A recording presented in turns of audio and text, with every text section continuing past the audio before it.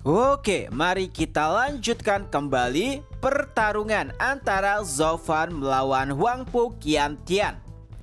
Tepat setelah Zhao Fan melarikan diri, suasana hati Huangpu Qiantian benar-benar rusak. Rencana awal yang ia kira mudah benar-benar telah hancur. Bahkan Zhao Fan dapat melarikan diri di saat dirinya berada di ambang kematian. Seluruh anggota aliansi pun mulai mendekati Qiantian.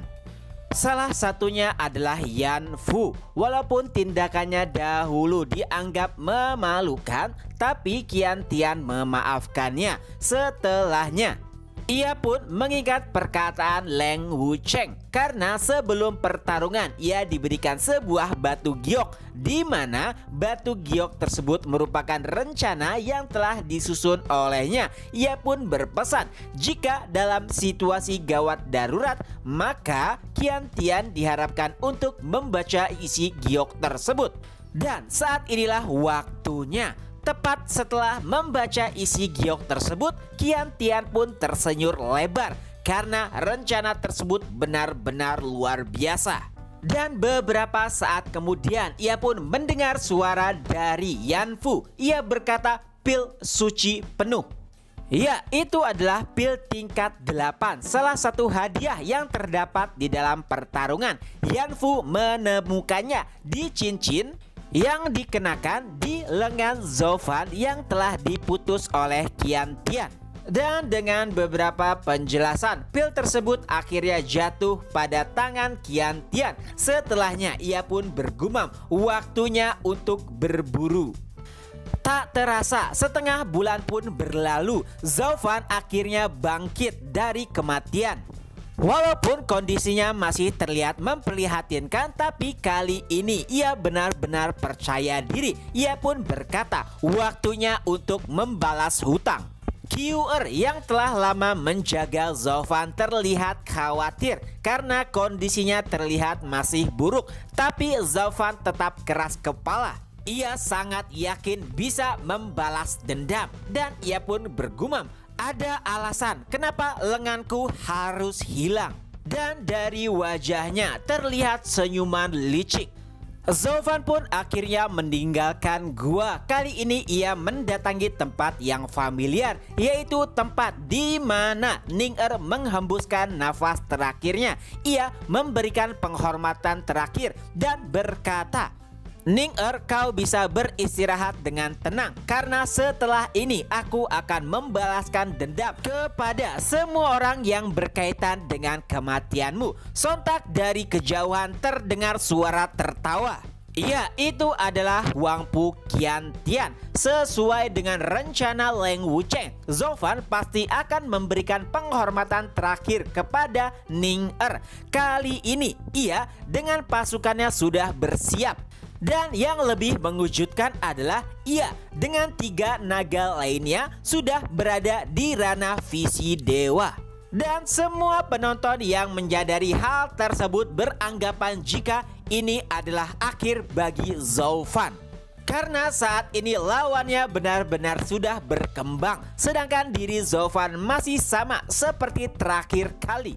Tapi Zhao Fan masih terlihat sangat santai. Ia bahkan bergumam, "Ning-Er, lihatlah, semua orang yang bertanggung jawab atas kematianmu sudah hadir di sini."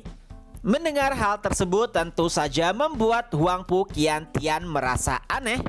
Karena terlebih lagi Zhao Fan juga masih terlihat tenang walaupun telah dikepung.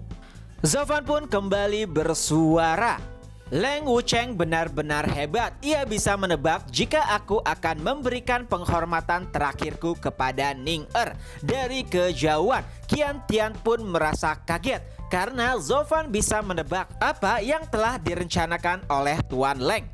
Tidak hanya itu, Zhao Fan bahkan mulai memprovokasi Qiantian. Zhao Fan bahkan berkata, "Sejak kalian telah menerobos ke ranah visi dewa, maka kemenanganku benar-benar telah terjadi." Wang Pu Qiantian terlihat sangat kesal dan ia pun berusaha menghajar Zhou Fan. Satu pukulan saja sudah membuat dirinya mati. Tapi sebelum menyentuh tubuh Zhou Fan pun mengeluarkan sebuah tanda dan sontak pergerakan Qiantian pun terhenti. Dan 3 bawahan Qiantian yang juga merupakan 3 naga langsung berteriak, "Tuan muda, apa yang terjadi?" Qiantian pun menjelaskan, "Aku tidak bisa bergerak, cepat lakukan sesuatu." Sontak ketiganya berusaha menyerang Zhou Fan. Tapi apa yang terjadi kepada mereka sama dengan apa yang terjadi kepada Qiantian. Mereka semua tidak bisa bergerak. Dan Zhou Fan pun kembali berkata, "Sudah kubilang, ini adalah kemenanganku." Dan apa yang terjadi kepada mereka membuat para penonton bingung. Terlebih lagi Qiantian dan aliansinya. Mereka bertanya-tanya apa yang telah dilakukan Zhou Fan. Dan dengan santainya Zhou Fan pun berkata, "Apakah kau pernah mendengar istilah jangan mengambil permen dari orang asing?" Dan saat itu pun Qiantian sadar itu adalah pil yang ia dapatkan dari Yan Fu. Ia masih tidak mengerti kejadian tersebut terlihat sangat kebetulan. Dan saat Zhou Fan tersenyum, akhirnya ia pun sadar Zhou Fan telah merencanakan semua itu dari awal. Mulai dari lengannya yang harus hilang, serta pil yang ditemukan kebetulan oleh Yan Fu. Dan saat itulah Yan Fu mulai mengungkapkan dirinya jika ia adalah sekutu dari Zhou Fan. Hal tersebut ia lakukan tepat setelah ia mendapatkan pesan giok dari gurunya, di mana Yan Song berkata, "Jika kau merasa pil King Hyo sangat berat, maka datanglah kepada pelayan Zuo." Dan dari situlah ia mengkhianati Qiantian. Dengan sedikit arahan dari Zhou Fan, ia pun mendapatkan skema yang intinya jika pil tersebut tidak bisa ditemukan oleh Qiantian, maka Yan Fu harus berpura-pura mendapatkan pil yang disimpan di dalam cincin Zhou Fan. Mendengar sedikit penjelasan Zhou Fan membuat semua orang kaget, terutama Leng Wucheng. Ia tidak menyangka rencananya bisa diputar balik oleh Zhou Fan. Selanjutnya Qiantian dan juga 3 bawahannya pun masih tetap berdiam diri. Mereka sama sekali tidak bisa bergerak. Dan Qiantian pun berteriak, "Apa yang kalian lakukan? Cepat serang Zhou Fan." Ya, ia memberikan perintah kepada bawahan lainnya yang tidak mengkonsumsi pil. Tapi dengan santai Zhou Fan pun berkata, "Apakah kau tidak ingat? Jiwaku setara dengan ahli tingkat visi dewa. Dengan niat membunuh saja, orang-orang tersebut bisa mati di tangan Zhou Fan dengan mudah. Dan dengan begitu tidak ada yang berani mendekati Zhou Fan." Qiantian dan bawahannya terlihat putus asa. Ia bahkan terlihat sedikit memohon untuk tidak dibunuh karena bisa menyebabkan peperangan. Tentu saja Zhou Fan tidak mempedulikan hal tersebut dan sebuah game kematian pun dimulai. Zhou Fan pun membiarkan keempatnya bergerak, tapi kultivasi mereka disegel. Lalu Zhou Fan juga memberikan lubang di setiap dada mereka. Setiap orang memiliki lubang yang berbeda dan di sini Zhou Fan pun menjelaskan, "Biarkan surga yang menentukan apakah kalian harus hidup atau tidak. Aku akan memberikan waktu kepada kalian 3 hari. Jika kalian bisa mendapatkan pintu untuk keluar, maka aku akan membiarkan kalian hidup." Lalu Zhou Fan pun menyebar kunci yang menuju kepada pintu keluar. Dan Zhou Fan juga berkata, "Aku akan membuat tanda sesuai jumlah lubang yang ada di tubuh kalian. Jika aku memberikan 2 tanda, maka mereka yang memiliki 2 lubang di tubuhnya akan menjadi target pertamaku." Dan Zhou Fan pun meninggalkan mereka semua dengan senyuman licik. Dan setelahnya Yan Fu pun sempat bertanya apakah Zhou Fan benar-benar akan membiarkan mereka hidup. Tentu saja tidak. Zhou Fan pun berkata itu hanyalah sebuah janji kosong. Aku membiarkan mereka hidup selama 3 hari agar mereka bisa merasakan penderitaan seperti halnya Ning-Er. Dan tentu saja mereka harus lebih menderita daripada Ning-Er. Dan beberapa saat kemudian terdengar ledakan 4 kali. Itu berarti target pertama Zoufan adalah mereka yang memiliki 4 lubang, dan itu milik Lin Xuanfeng. Mereka yang tidak memiliki 4 lubang merasa lega karena setidaknya mereka masih memiliki waktu, sementara Zoufan memburu Lin Xuanfeng. Di lain sisi, Lin Xuanfeng telah menemukan kedua kunci. Ia bersiap untuk keluar. Ia merasa jika hidupnya diberkahi. Tapi setelahnya, suasana hatinya langsung berubah setelah mendapat Zoufan sudah ada di hadapannya. Niat hidupnya benar-benar telah hancur. Dan entah bagaimana dengan membuang seluruh harga dirinya, ia pun meminta belas kasihan kepada Zoufan karena ia sebenarnya tidak terlalu terlibat terhadap kematian Ning-Er. Zoufan pun menyetujui perkataan tersebut dan berkata, "Oh, aku melihat kau telah menemukan kunci untuk keluar. Jadi aku akan memberimu kesempatan. Jika kau berhasil menuju pintu keluar, maka aku akan membiarkanmu hidup." Ya, lagi-lagi sebuah janji kosong. Walau begitu, Lin Xuanfeng terlihat senang. Ia pun langsung berlari sekeras tenaga untuk bisa mencapai pintu keluar. Dan tak terasa sudah hampir setengah hari, tapi ia berhasil mendekati pintu keluar. Secercah harapan telah hadir di hadapannya. Zoufan yang tepat berada di belakangnya langsung membuka mulutnya tepat sebelum Lin Xuanfeng menggapai pintu keluar. Ia pun berkata, "Waktu habis." Dan entah bagaimana mendengar kata-kata Zoufan, Lin Xuanfeng pun mati berdiri. Walaupun sebenarnya itu belum menunjukkan setengah hari, tapi Zoufan berniat untuk menggertaknya. Dan karena sangat ketakutan, Lin Xuanfeng pun mati. Terlebih lagi, ia telah menguras seluruh tenaganya untuk berlarian sampai dengan setengah hari. Dan itu adalah kematian yang menyedihkan. Yanfu yang berasa di sisi Zoufan bahkan merasa ngeri. Ini pertama kalinya ia melihat ahli tahap visi dewa mati karena ketakutan dan juga kelelahan. Dan selanjutnya, ledakan 2 kali. Itu adalah target bagi mereka yang memiliki 2 lubang. You Yusan, orang yang membunuh Ning-Er, itulah target selanjutnya. Dan dari kejauhan, setelah melihat 2 ledakan tersebut, Yo Yusan langsung panik. Tapi ia seperti sedikit memiliki harapan karena posisi Zoufan masih sangat jauh. Tapi lagi-lagi harapan itu sirna. Entah bagaimana Zoufan dapat menemukannya dengan cepat.